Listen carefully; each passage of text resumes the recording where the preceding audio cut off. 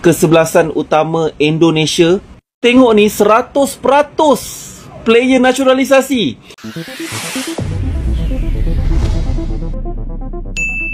Assalamualaikum warahmatullahi wabarakatuh. Kembali bersama dengan kami di channel ini. Ya, ada sebuah video dari netizen tetangga yang entah hujan angin dari mana tiba-tiba mengatakan bahwa timnas Indonesia 100% menggunakan pemain naturalisasi dalam formasi timnasnya.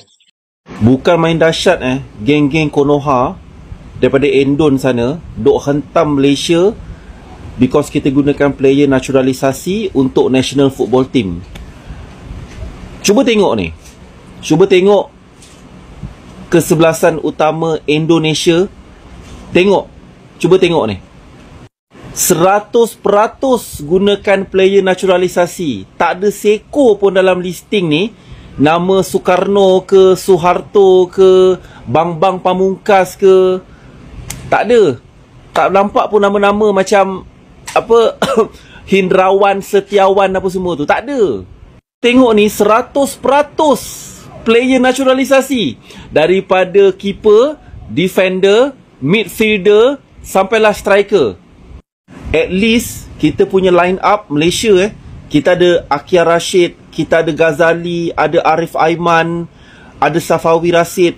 So at least kita ada hampir separuh tau, lebih daripada separuh local player yang bukan naturalisasi macam Indon kat atas ni. Cuba tengok. Saya cadangkan geng-geng Konoha ni sebelum nak bercakap, kalau boleh tolong cermin diri dahulu. Malaysia kita ada 36 million population tau. And we should be proud, at least hampir separuh player kita main untuk national team. Indonesia, come on lah, you have almost 300 million population and you are still depending on naturalisasi player. Come on lah, memalukan.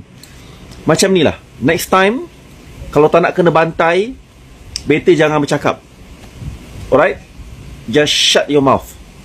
Ya, orang ini sebenarnya terjebak dengan formasi yang dibuat oleh netizen yang membuat pengandaian jika timnas Indonesia full menggunakan pemain keturunan. Dan hal ini pun dapat dikatakan sebagai ungkapan kekecewaan akibat gagalnya negara tetangga ini menaturalisasi pemain keturunan yang sudah mereka gambar-gambur terlebih dahulu, namun pada akhirnya ditolak oleh FIFA. Dan orang ini pun belum bisa membedakan antara pemain naturalisasi dan pemain keturunan yang mereka kenal dengan pemain warisan. Sedangkan Indonesia tidak menggunakan konsep naturalisasi tetapi pemain keturunan. Dan semua pemain keturunan ini sudah menjadi warga negara Indonesia dengan hak dan kewajiban yang sama seperti warga negara Indonesia yang lain. Sehingga wajar kalau mereka membela timnas Indonesia. Dan hal inilah yang menjadi pembanding oleh para pengamat sepak bola di negara tetangga ini. Timnas bisa imbang Australia kerana banyak pemain naturalisasi. Inilah jenis komen yang abang baca hari ini setelah Indonesia yang naik ranking 130 berjaya mengikat Australia semalam. Bagi kawan-kawan yang berpendapat demikian, abang nak kongsi sesuatu dengan kamu. Tahukah anda dari 24 pemain yang mewakili Australia untuk kualifikasi Piala Dunia ini, 50% terdiri daripada pemain naturalisasi warisan dan ada juga yang tak ada darah Australia.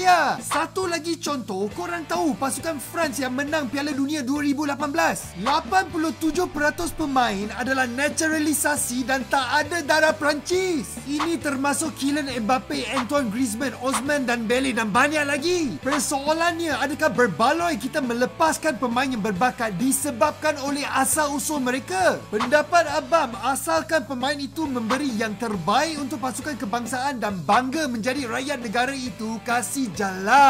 Kita pun tahu ada kes pemain tempatan yang lebih rela main untuk klub daripada negara. Apa benda ni weh? Di saat Malaysia kena scam dengan kemasukan Max Dejil, negara jiran kita Indonesia baru sahaja mendapatkan 2 player warisan terbaru secara official, iaitu Max Hilgers dan juga Eliano Rendes. Kenapa kali ni aku cakap official walaupun aku dah pernah bahas dah pun kedua-dua player ni? Sebab yang kali ini mereka berdua telah pun mengangkat sumpah untuk menjadi player timnas Indonesia 2 hari yang lepas. Video ni aku ambil daripada official account Eric Thohir dan aku perasan Eric Thohir ni memang he's the game changer lah. Dia lah yang mengubah, dia adalah faktor utama lah Indonesia berada di tempat di mana mereka sekarang sebab mempunyai seorang presiden yang sangat-sangat passionate about their football. Nak harapkan kita punya akaun social media pun aku tak jumpa, tak ada langsung pun kan. Update pun kadang-kadang sahaja. Yang tukang update pun daripada akaun lain. Last kena scam, kena tipu. So I have no comments lah on that. Kalau kita tengok Indonesia lebih short term, mengambil pemain-pemain naturalisasi, pemain warisan untuk mewakili pasukan negara. Berbeza dengan pasukan Thailand di mana kita nampak ada pemain naturalisasi tapi bukan menjadi watak utama. Yang menjadi watak utama untuk pasukan Thailand adalah pemain-pemain tempatan, pemain-pemain homegrown. Okey, soalannya Malaysia, macam mana kita nak mengikut jejak langkah pasukan Indonesia, Thailand? Macam mana tu? Datuk tengok macam mana? Mana yang lebih sesuai ataupun kita ada identiti kita sendiri? Kita ada ni. Kita ada acuan kita sendiri sebenarnya kalau kita nak ikut. Tapi acuan kita tu yang kita dah bina lama daripada zaman sebelum kita merdeka, kemudian zaman kita merdeka daripada nama tanah Melayu kepada nama Malaya, kemudian nama Malaysia. Kita dah ada acuan tu kan.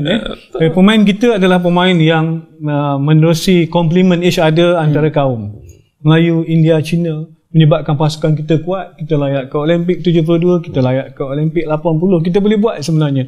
Tetapi disebabkan kita akhir-akhir ini kita tidak, orang kata, tidak menunjukkan bahawa kita ada kuasa, masih lagi kuasa bola sepak di Asia Tenggara dan juga di Asia, kita macam kecewa. Kita seperti kecewa dan akhirnya kita mengambil jalan pintas, shortcut, menggunakan pemain naturalisasi dan juga warisan. Ini yang Indonesia sedang lakukan. Sebab Indonesia dia tak, sebenarnya dia istilah naturalisasi tu tak ada pada Indonesia. Dia sebenarnya pemain warisan. Dia mensyaratkan pemain yang mempunyai darah Indonesia. Dia bukan macam kita pemain import yang kita diberikan. Yalah, itu Nah, baru-baru ini juga seorang netizen tetangga di X dengan akun YourSwissBF menilai timnas Indonesia memanipulasi dokumen pemain diaspora. Ia mempertanyakan mengapa Indonesia dengan mudah mendapat pemain keturunan Belanda dari generasi ketiga, sehingga ia tidak terima dan langsung menuduh Indonesia melakukan manipulasi data. Dalam cuitannya menanggapi postingan dari seorang jurnalis tetangga yang menyayangkan tidak adanya cross-check oleh FAM terkait dokumen Matchday, ia menilai bahwa Indonesia telah memanipulasi dokumen para pemain ini. Tulis akun tersebut pada cuitan jurnalis Afineswaran. Seorang netizen Malaysia di X dengan akun YourSwissBF menuduh timnas Indonesia memanipulasi dokumen pemain diaspora. Dia mempertanyakan mengapa Indonesia dengan mudah mendapatkan pemain keturunan Belanda dari generasi ketiga. Sebelumnya, timnas Malaysia gagal menaturalisasi gelandang berdarah Belanda, Matchday. FIFA menolak pengajuan naturalisasi tersebut karena garis keturunan terlalu jauh.